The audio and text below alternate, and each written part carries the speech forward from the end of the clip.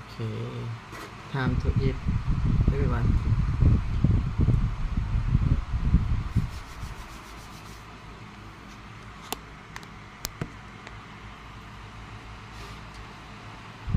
เจ๊ขาย3 ช่องทางกันเถอะเพจ Facebook แล้วก็ Facebook ส่วนตัวก็ YouTube Engine, 3D printing engine components. ถ้าที่ร้านจะบอกให้ใช้อยู่ก็บอกนะ But no one had ever made an honest attempt at 3D printing the whole.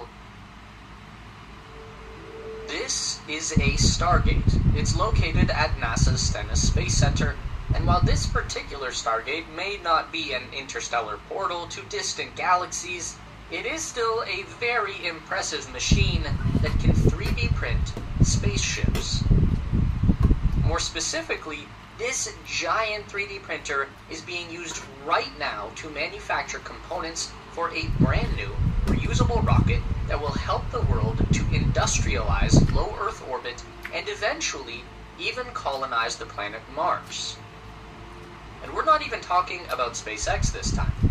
This is Relativity Space and their 3D printed rocket, the Terran R.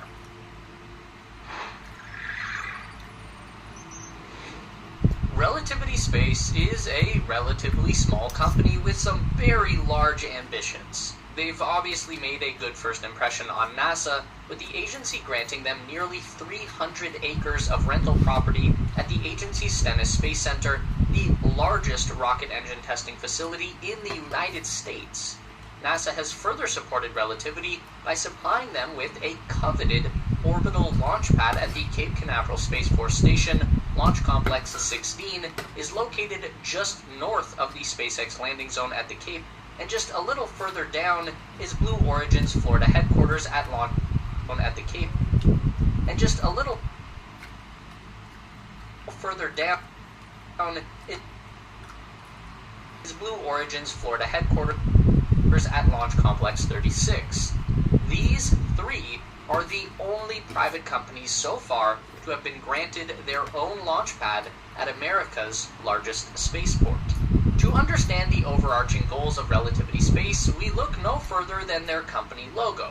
At first glance, it's just a Rorschach-inspired abstract triangle that forms the V in their name. But if we look a little deeper here, the bottom dot represents our current home on the Earth. Moving up one row, we see humanity's first contact with a second planet, Mars. In the third level, Earth and Mars have become separate entities, but are still deeply interlinked. And by the fourth level, we see a future where humanity has two distinct and self-sufficient homes in the solar system. That probably sounds familiar because it's the same stuff that Elon Musk is always talking about, but while SpaceX is taking a brute force approach to colonizing Mars, aka Starship,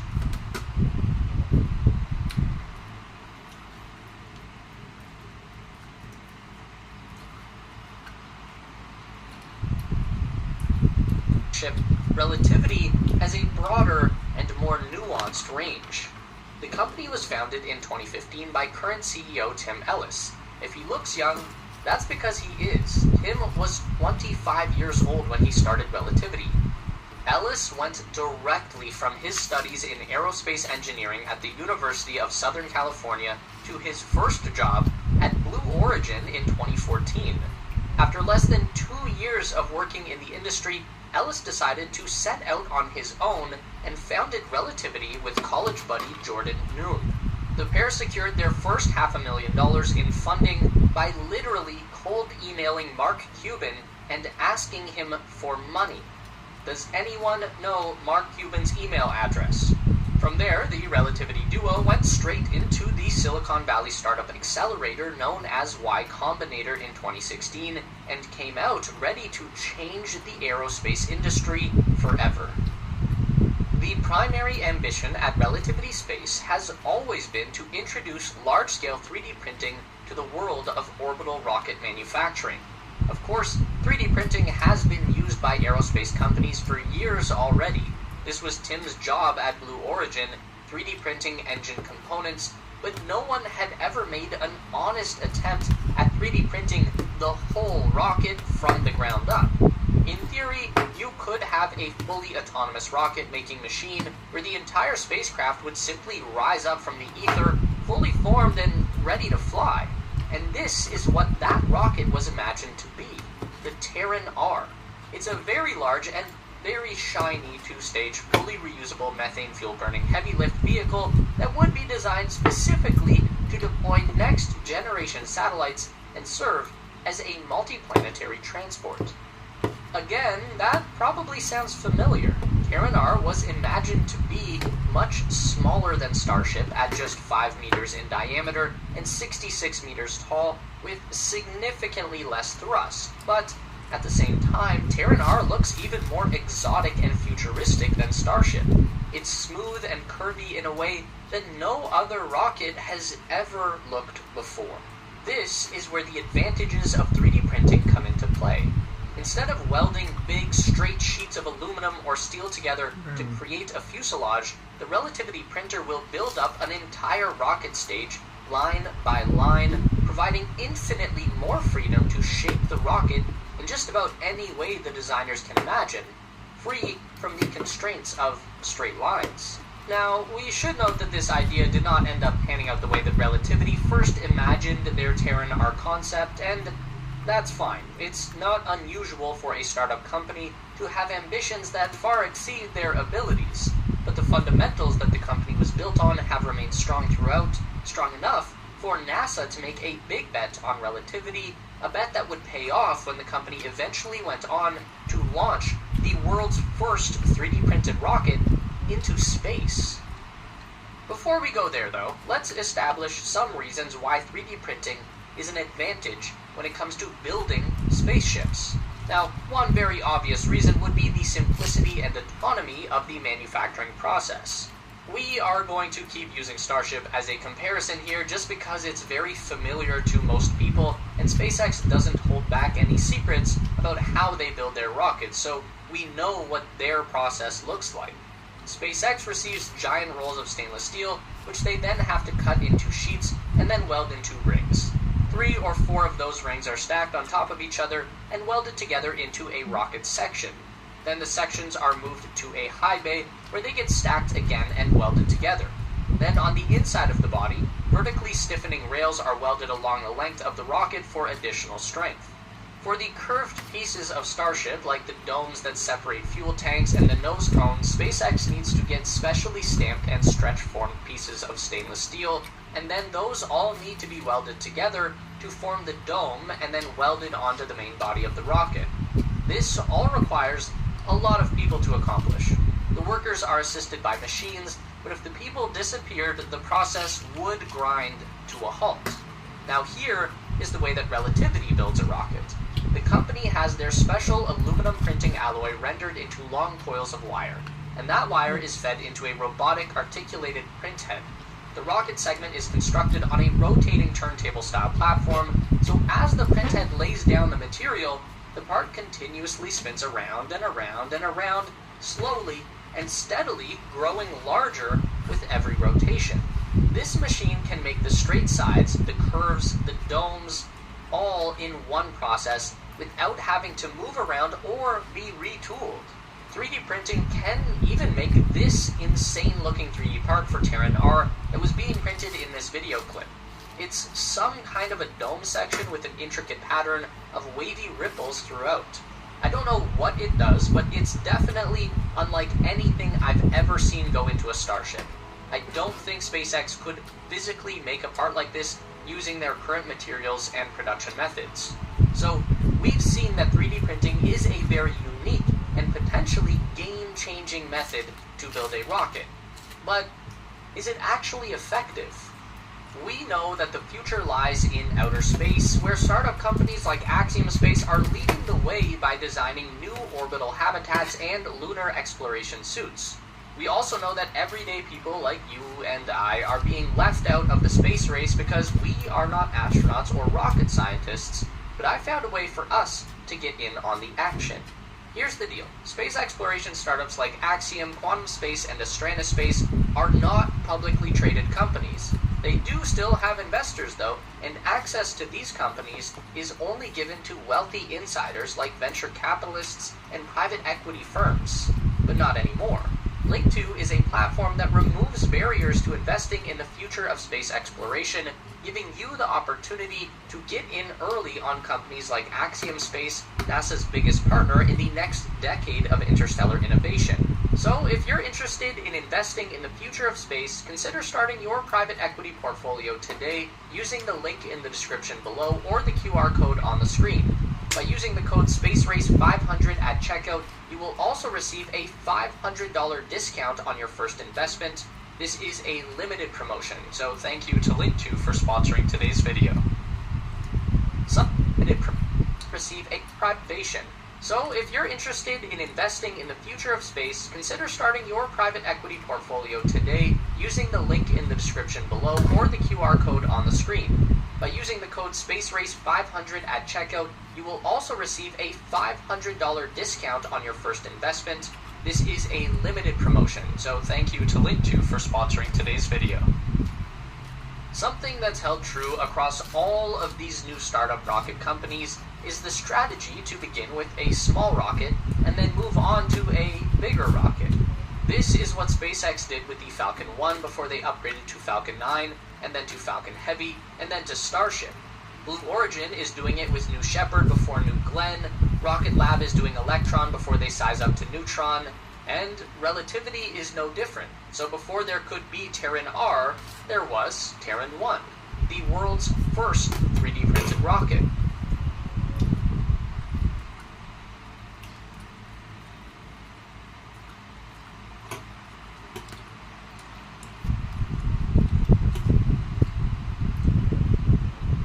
Or mostly 3D printed. The company claims that 90% of Terran 1 by mass consisted of 3D printed components, which includes the Eon 1 engines, which are just a scaled down version of the methane-fueled rocket engines that would be used for Terran R. The main purpose for Terran 1 was to provide answers to some very important questions about the design concept. Mainly whether or not a 3D printed rocket could withstand the intense pressure of an orbital launch. There was only really one way to find out. And on March 23rd, 2023, we learned the answer. Kind of. It's complicated. So, the Terran 1 took off from Launch Complex 16 flawlessly, and it continued to accelerate straight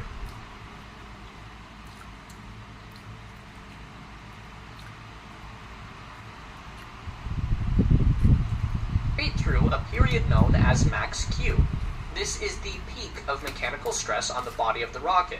Because the rocket will continue to accelerate as it rises up, it will eventually get to an altitude where the air pressure dissipates and there is minimal resistance. But before reaching that altitude, the vehicle will be traveling at supersonic speed and carrying a tremendous amount of physical resistance from the molecules in the atmosphere. This was the most likely time for the Terran 1 to falter. But it held true, and the rocket continued all the way to stage separation and crossed the Kármán line that marks the boundary between Earth and outer space. Being in space is not the same thing as being in orbit, so from here the second stage of the vehicle needs to ignite a vacuum-optimized engine and continue accelerating to orbital velocity. This is where things went wrong for Terran 1. That second stage engine failed to ignite properly. It sputtered a few times, but never reached stable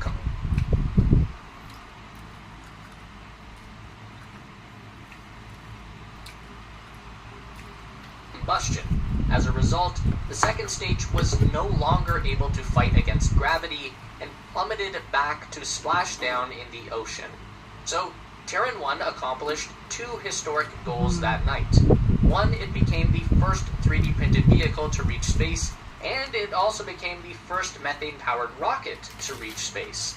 But it did not achieve the overall mission objective, which was to deploy a mock payload into low Earth orbit.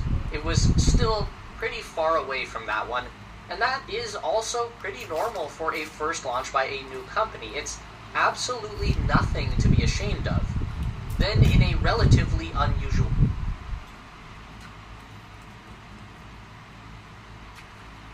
step, Relativity proudly declared that their partially failed first flight attempt was still successful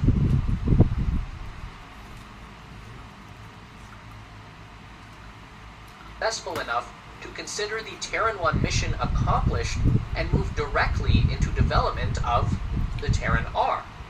Now, this is the point where a lot of people get hung up, and fair enough, but if SpaceX can launch a Starship that ends up spinning wildly out of control for like a minute before exploding it in mid-air and spewing concrete debris for miles around, and then Elon Musk can call that a success and people buy it, then I'm pretty sure Tim Ellis should be able to call Terran 1 a success with total impunity.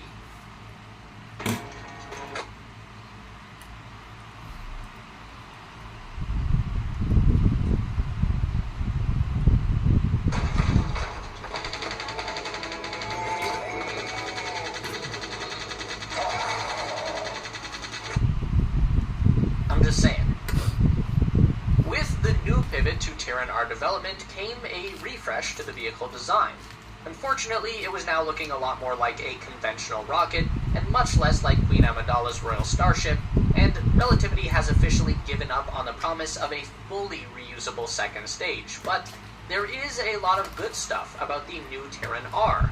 It's now bigger at 88 meters in length, and much more powerful with 13 Eon R engines producing over 3.3 million pounds of thrust. That gives the Terran R enough muscle to put 23.5 metric tons of payload into low Earth orbit while still recovering their first stage booster with a propulsive ocean platform landing. This would be significantly more capable than Falcon 9, which tops out at just under 16 tons of payload to low Earth orbit in a reusable configuration. Terran R has a few modern upgrades over Falcon 9 that make it a better reusable rocket as well, one being the new fuel source, liquid methane. Falcon 9 burns RP-1 fuel, which is just refined kerosene. It's very effective, but also contains a lot of long-chain hydrocarbons that don't fully vaporize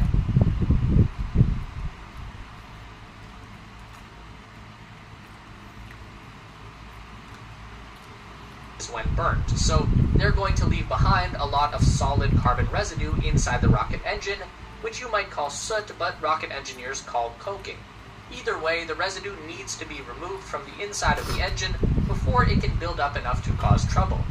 Methane, on the other hand, does not do that. It's primarily hydrogen with just a little bit of carbon, so most of the exhaust is just going to be water vapor, and that means the Eon engines won't need any deep cleaning in between flights, making them faster and cheaper to reuse. In addition, the 3D printed body design of the Terran R includes some special aerodynamics, better stability, and control when re-entering the atmosphere. These are called aerostrakes, and they are down at the base of the rocket booster, pretty similar to the long triangular fins at the bottom of the latest Starship boosters. These allow the rocket to come back down at a high angle of attack, meaning closer to a belly flop than straight up and down. This is going to create more aerodynamic drag with the body of the rocket, and that will in turn reduce the amount of fuel necessary to slow it down for landing. So in theory, this should be one hell of a rocket, and that's not the only new invention that Relativity is working on at Stennis Space. Not only is Relativity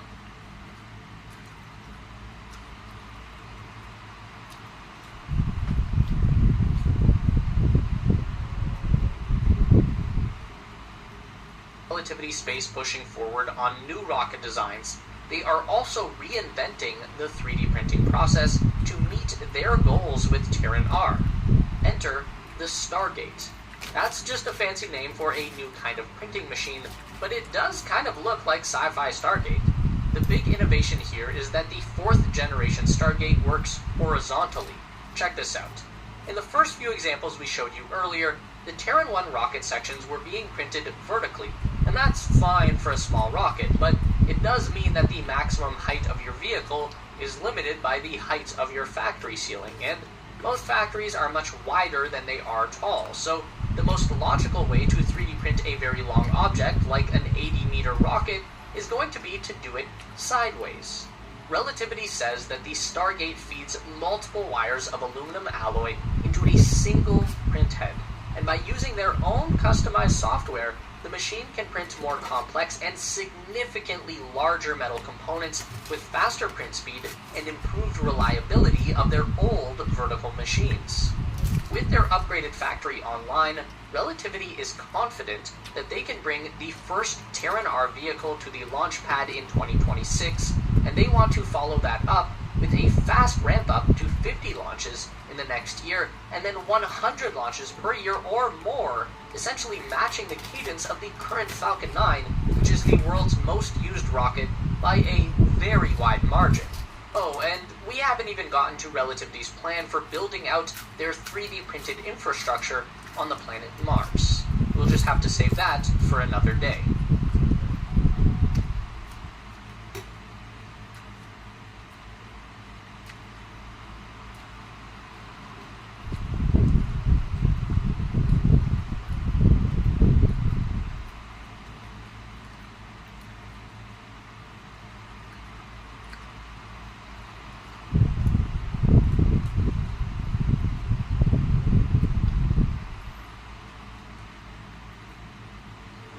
Mars has been a spot of attraction for everyone on Earth recently. You might have heard of organizations planning to go to Mars, but for just a normal person, what will that realistically look like? A lot of organizations have sent their probes onto Mars, and many more are planning. It has also been a favorite theme in movies, with Martians coming to our planet. But the reality is a bit different. Humans are the ones going to Mars and even capture it. The main question today is, how? And once we get there, how are we going to survive long term? The red planet's atmosphere is mostly carbon dioxide. The surface is very cold and the gravity is only about 38% that of Earth. All conditions not favorable for human life, but they can be changed. NASA has already announced its plan to send humans to Mars by 2030, and SpaceX plans to do so by 2024.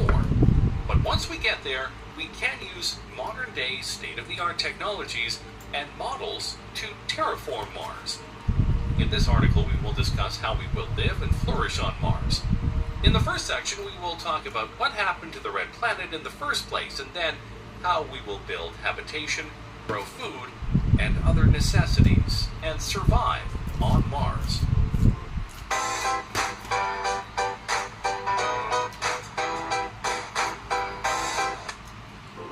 Scientists believe Mars was very different from the way it is now. It had much more sustainable conditions for life before, with water flowing on the surface. Some even believe life might have existed on Mars before. The molten iron convecting in the planet's core generated a powerful dynamo that sent waves of magnetism emanating out from the planet.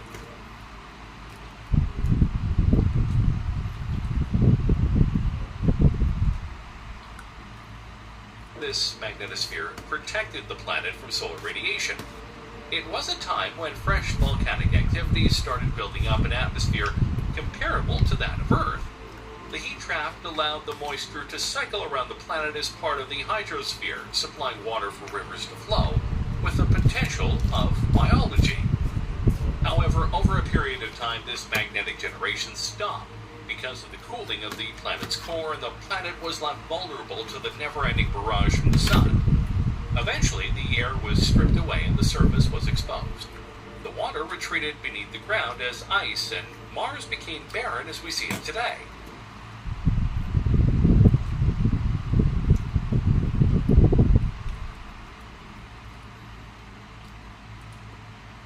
But scientists have a model to bring back the lost magnetism of the planet. It is one of the hardest methods, but if scientists can figure out a way to execute it, 50% of all the other problems could be solved. We can supplement the magnetic field by placing a magnetic device at the Lagrange position of the planet. The competing gravity of the Sun and planet counterbalance one another, locking objects into a stable position between the two bodies.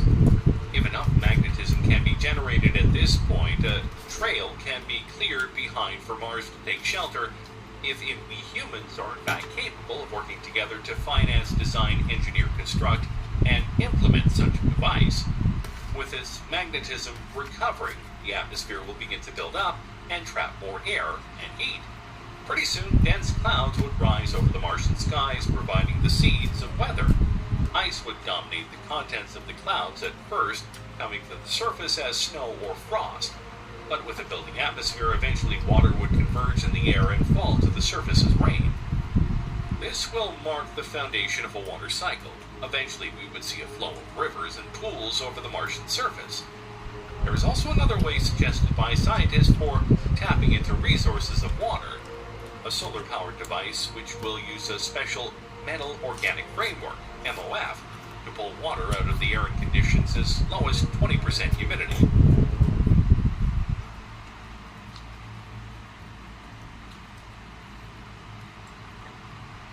This device can harbor about 3.2 quarts of water from air in 11 hours using 2 pounds of MOF.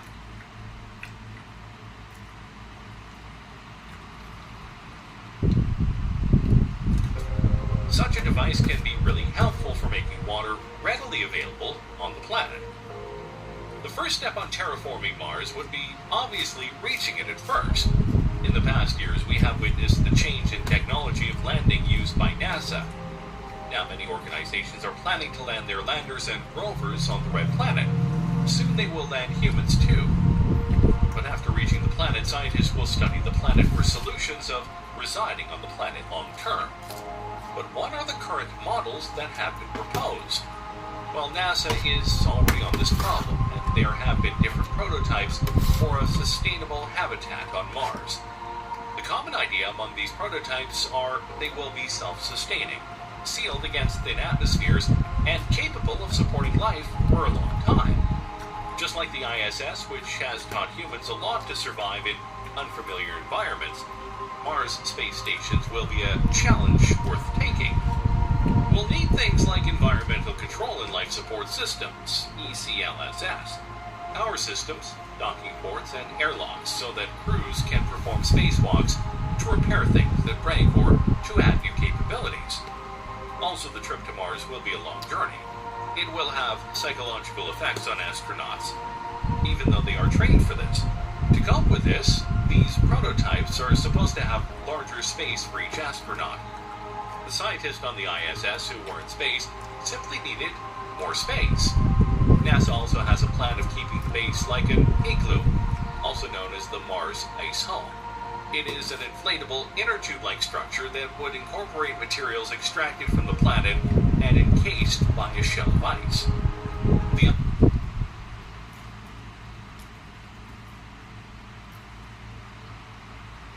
The idea behind using ice is that water is a very good shielding material against radiation.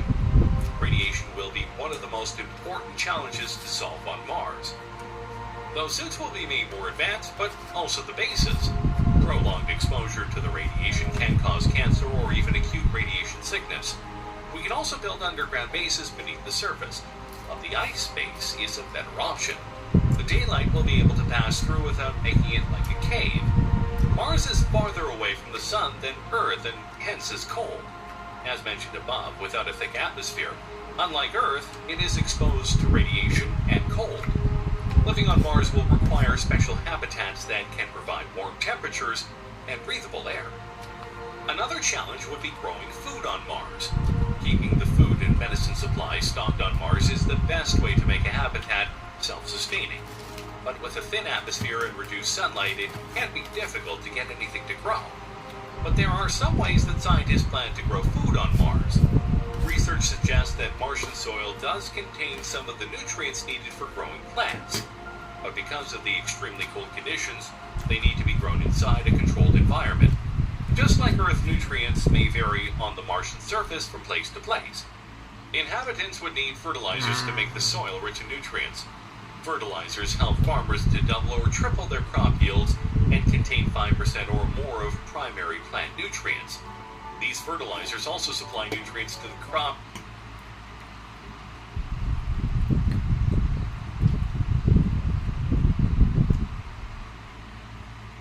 that some soils do not have. Experts suggest using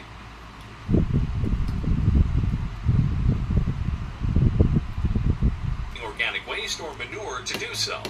Mars's atmosphere is mostly carbon dioxide, and plants need this gas just as much as we need oxygen to breathe.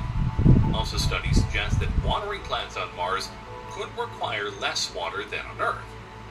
That is because water would flow differently through the Martian soil thanks to the red planet's gravity, which is approximately 38% that of Earth's. This will allow the surface of the planet to hold more water and nutrients than the soil on Earth. Researchers are also developing sophisticated self-sustaining grow facilities to supply future astronauts with fresh fruits and vegetables. One such effort is being made by NASA in collaboration with the University of Arizona. It's also called the Bioregenerative Life Support System, or the BLSS. It's a hydroponic growth chamber that doesn't need soil to produce food. Bioregenerative life support systems are artificial ecosystems consisting of many complex symbiotic relationships among higher plants, เพื่อน Facebook 1 คน animals, แล้วก็ and YouTube microorganisms. 2 คน It starts with water enriched with nutrients. This nutrient-enriched water supports the root system of the plants. The system is mutually beneficial to people and plants.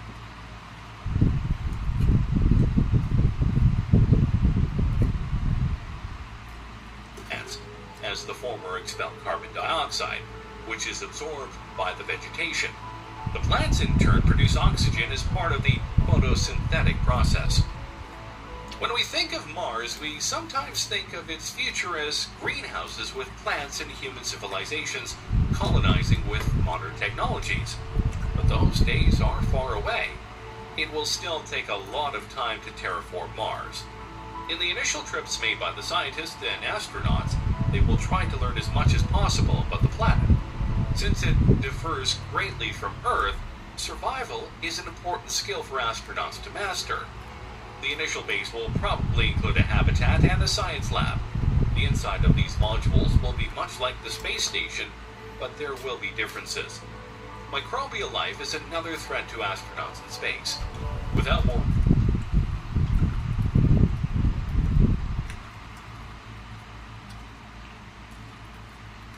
research, scientists cannot be sure that there isn't any dangerous microbial life that could threaten human life. Things will get more interesting once the base is established and astronauts learn the survival skills needed. Then slowly we can focus on making the planet self-dependent on resources and necessities. Slowly the farming and water harvesting will start. Using the above methods mentioned, scientists will try to terraform Mars and make it sustainable for living. Today, many enthusiasts like Elon Musk are already working on making Mars a permanent human colony, and they have a goal to send about 250,000 people to Mars and set up a Martian colony. In the coming years, we will see the first person on Mars and soon a colony. The technologies will be more advanced and even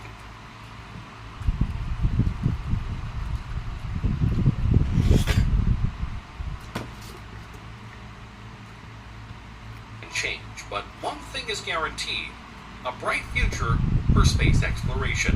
Why do we spend so much time looking for life on Mars when the red planet has had liquid water for only 400 million years? While here, the YouTube Music app has ad-free playlists just for your ears. And your fingers. Try one more.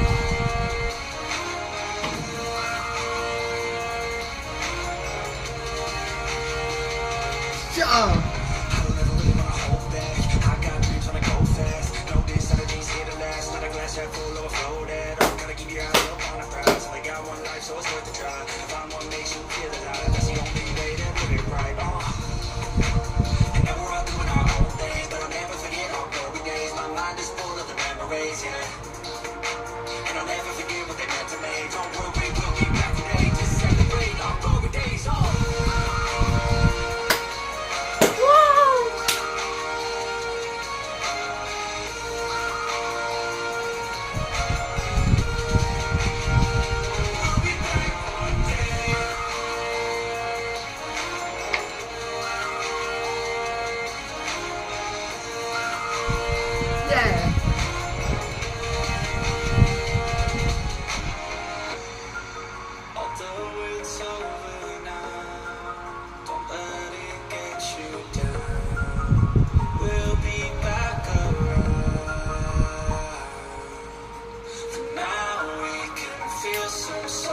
Yeah.